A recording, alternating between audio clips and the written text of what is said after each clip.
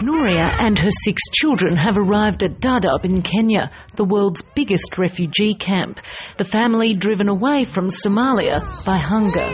Dadaab was set up to house, nourish and medically treat 90,000 people, but already 4 times that number are seeking shelter here.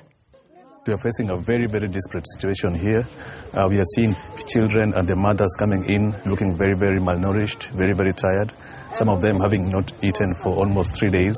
So it's a situation that needs to be addressed very, very critically.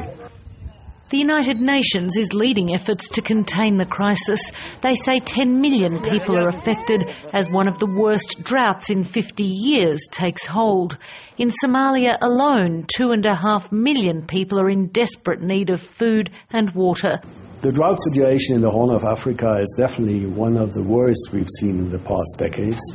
It's worsened by the skyrocketing food prices, which we currently see. In Somalia, we've seen increases of more than 200%.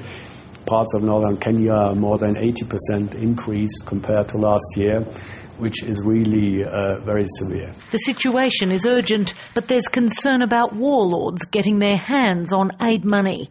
The world's most senior aid official told BBC Radio that efforts are being hampered by a strict US policy of blacklisting aid agencies who work with Al-Shabaab, the Islamist militias controlling much of South and Central Somalia. We have recognised that when people are in this kind of desperate emergency situation, that you have to be neutral and you have to be impartial in the way that you help people. If we start to think about you're that religion or the bit of the country that you're in is controlled by that group that we don't like, we will get into huge difficulties.